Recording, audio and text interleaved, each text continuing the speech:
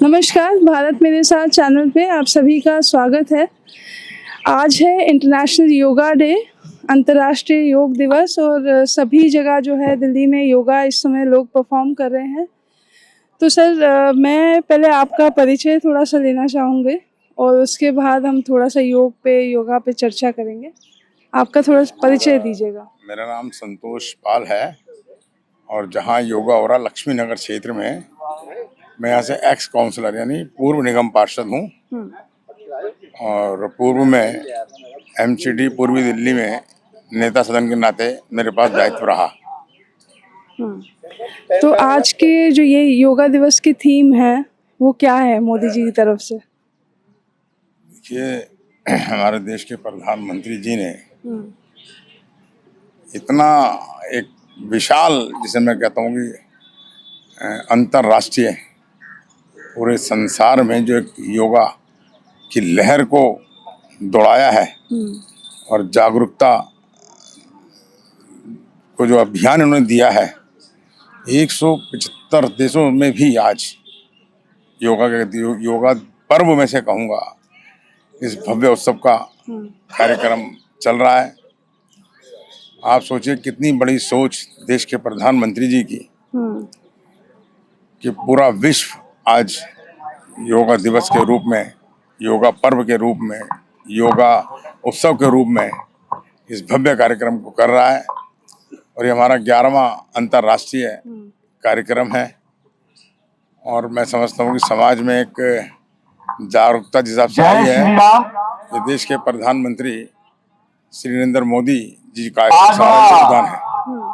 भारत में जो स्थिति है इस वक्त, मैं अब आयुर्वेद और स्वास्थ्य जैसे देखते हैं, मोदी सरकार के आने के बाद में आयुर्वेद का भी अच्छा खासा प्रचार हो रहा है और साथ में योग का भी प्रचार हो रहा है। लेकिन स्वास्थ्य में जैसे आजकल डिप्रेशन यंग बच्चों को बहुत ज़्यादा हो रहा है, तो योग करने से कितना फ़ायदा होगा उनको? योग का तो नारा ही है कि योग भगाए रोग, और भारत सरकार की योजनाएं इसी को लेकर है कि हमारी जो आने वाली पीढ़ी है या वर्तमान में जो भी हैं, सब आयुर्वेद के माध्यम से, होम्योपैथिक के माध्यम से, और मैं सबसे बड़ा साधन तो ये मानता हूँ कि जो योग करते हैं ना, 90% बीमारी हमारे पास ही नहीं आती।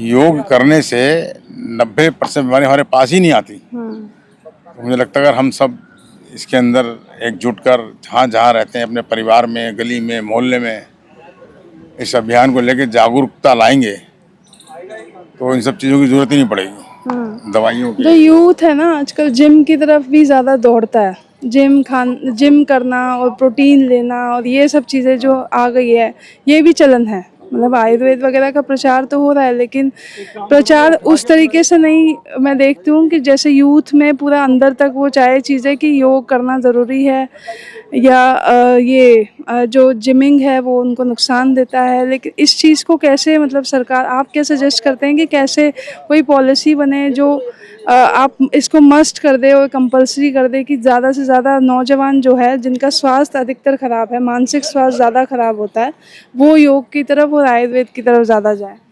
यही उसी का एक हिस्सा है। जो आज योग दिवस है, अंतर्राष्ट्रीय योग दिवस, ये उसका हिस्सा है।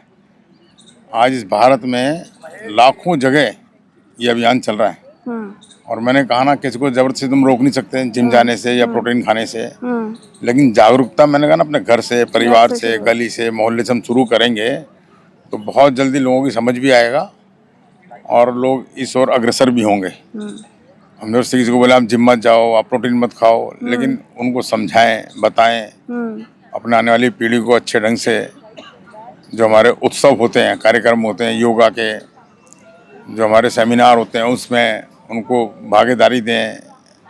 तो मैं समझता हूँ कि इसको हम ही कर सकते हैं, कोई ऊपर से आके करने वाला नहीं है। तो मतलब आपका कहना है कि घर से शुरुआत होनी चाहिए। तो जाते जाते एक लाइन में एक अच्छा सा संदेश दे दीजिए। संदेश यही है कि हम सब इस भव्य उत्सव में शामिल भी हों और अपने साथ जहाँ हम रहते हैं जिस क्षेत्र में, वहाँ के सभी बंधु बहनों को जोड़ें और समाज में जागरूकता लाएं, यही मेरा संदेश है। मैं भी यही काम करूं, आप भी यही काम करें, और जो जो मेरी बात को सुनेंगे वो भी यही सब काम करेंगे। हम लोग इसको कहते हैं सर भारत मेरे साथ। तो भारत की जितनी भी संस्कृति है और जितनी भी धरोहर है और जो भी हमारे पहले के जो प्राचीन पद्धतियाँ होती थी, ज़्यादातर हम उसी को ही दिखाते हैं। तो योग के लिए भी हम लोग अभी यहाँ पे आए हुए हैं, तो देखते हैं कि कितने लोग एकत्रित होते हैं और कितनी हम जागरूकता फैला पाते हैं अपने चैनल के माध्यम से भी। मंजू भल्ला जी से तो आपका बहुत बहुत धन्यवाद सर। क्या कर वो धन्यवाद धन्यवाद।